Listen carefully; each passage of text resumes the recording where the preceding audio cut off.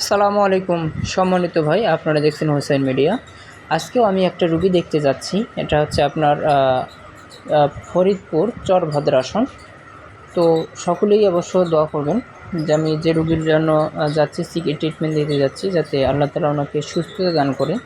তো আমি যেহেতু সারা বাংলাদেশে গিয়ে ট্রিটমেন্ট দিয়ে আসি, এক এক সময় এক এক জায়গায় যাই।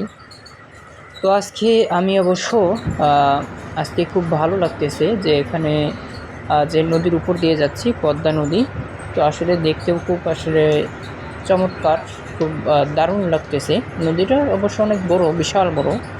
তো দেখেন আসলে পানির যে স্রোত, কী সুন্দর স্রোত, কী রকম পানির ঢেউ।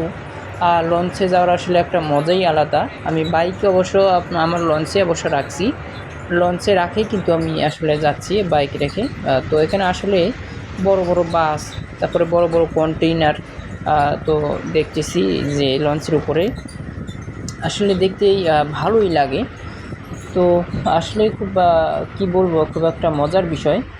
তো যাই হোক, আপনারা দেখেন, আসলে দেখতেই পারতেছেন কী সুন্দর আসলে একটা দৃশ্য। এই যে সকলে আসলে ওইটা একবারে আমরা 3 তলায় আছি লঞ্চে, 3 তলায়।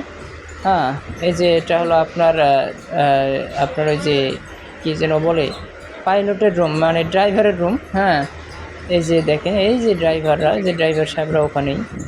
এই যে আসলে ভালোই লাগতেছে দেখতে, আসলে সৌন্দর্যটা ফাইন। এই যে দেখেন পাশে দূর থেকে দেখাচ্ছে কী সুন্দর সব কিছু, আসলে দেখতে ভালোই লাগে লঞ্চে। ফার্স্ট টাইম অবশ্য আমি এই লঞ্চে উঠছি। তো আসলে নিচতলায় আবার খাওয়ার, 2 তলায় অবশ্য খাওয়ার একটা ইয়ে আছে, বড়, মানে ক্যান্টিন আছে। তারপরে নিচে বড় বড় গাড়ি, আবার যাত্রী বসার 3 তলায় অবশ্য যাত্রী বসার